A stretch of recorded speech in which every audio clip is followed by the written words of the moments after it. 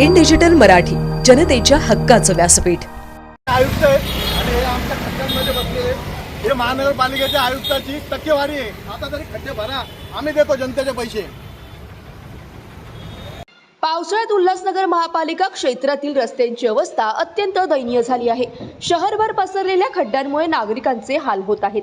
मागील अनेक वर्षांपासून उल्हासनगर महापालिका क्षेत्रातील रस्त्यांवरील खड्ड्यांची समस्या कायम आहे, परंतु महापालिका आयुक्त मात्र कागदी घोडे नाचवण्यात गुंतलेले आहेत। आयुक्तांच्या निष्क्रियतेचा विरोध करत आज प्रहार जनशक्ती पक्षाकडून उल्हासनगर कॅम्प 3 हिराघाट येथे आयुक्तांचे मुखवटे घालून धरणे आंदोलन करण्यात आले। प्रहार जनशक्ती पक्षाचे ठाणे जिल्हाध्यक्ष ॲडव्होकेट स्वप्नील पाटील, शहर अध्यक्ष प्रधान पाटील, श्याम भोईर, शरद पोळके, रुपेश शिकरे तसेच राष्ट्र कल्याण पार्टीचे महासचिव राहुल काटकर, शैलेश तिवारी, प्रवीण केसी, गौरव पठारे व इतरांनी या आंदोलनात सहभाग घेतला। तसेच या आंदोलनात पप्पू कालानी यांनी देखील आपली उपस्थिती दर्शवली। त्यांनी महापालिकेतील PWD विभागावर भ्रष्टाचाराचा आरोप करत रस्त्यांच्या कामांसाठी दिलेल्या कोट्यवधींच्या निधीचा गैरवापर झाल्याचे सांगितले। शहरातील रस्त्यांची अवस्था सुधारण्यासाठी तात्काळ उपाययोजना करण्याची मागणी त्यांनी केली। हे आंदोलन उल्हासनगरच्या जनतेचा वाढता संताप आणि त्यांच्या सुरक्षतेसाठी केलेले आव्हान आहे। महापालिका आयुक्तांनी आता तरी जागे होऊन नागरिकांच्या समस्यांचे निराकरण करावे अशी मागणी यावेळी आंदोलनकर्त्यांच्या वतीने करण्यात आली।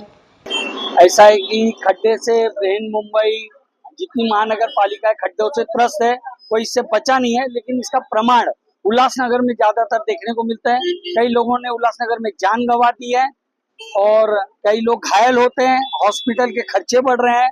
ये सारी बातों को देखते हुए यहाँ पे आज निषेधात्मक आंदोलन किया जा रहा है कि शहर में खड्डा है कि खड्डे में शहर है।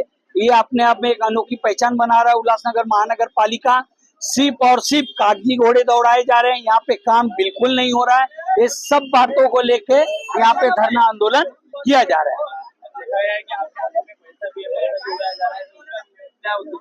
पैसा इसलिए कि ये मैं कहता हूँ ये दो चीज हो सकती है।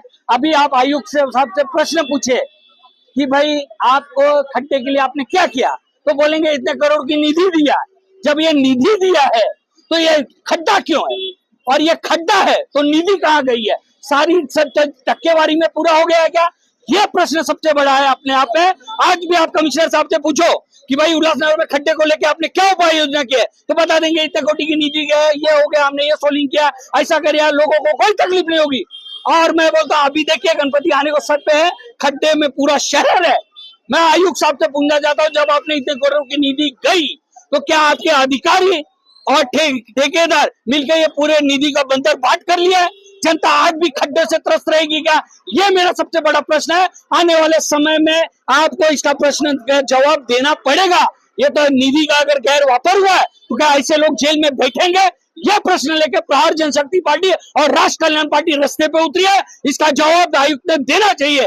क्यों नहीं देंगे? जनता के प्रश्न है, कब छूटेंगे लोग, खड्डे से निजात कब पाएंगे? ये सारे प्रश्नों को लेके हम लोग यहाँ पे आंदोलन पर बैठे हैं। आने वाले समय में ये प्रश्न नहीं छूटते हैं तो तीव्र आंदोलन लेके इसकी दखल उल्लासनगर महानगर पालिका ने लेनी चाहिए। जय हिंद, जय महाराष्ट्र। एकंदरीत आज देश अमृत महोत्सव साजरा करतोय, पण तरी देखील अद्यापपर्यंत उल्हासनगर शहर हे खड्ड्यांपासून स्वतंत्र नाही झालेलं आहे।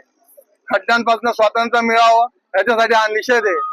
उल्हासनगर महानगरपालिका आयुक्त झाले, बाकीचे अधिकारी झाले, फक्त टक्केवारी अधिकाऱ्यांची, त्यांच्यामध्ये हे लोक पुढे झालेले आहेत।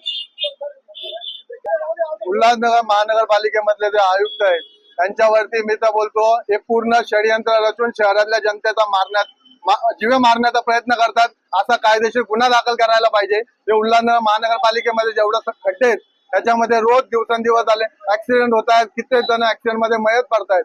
यांच्यावरती कायदेशीर गुन्हे दाखल करायला पाहिजे।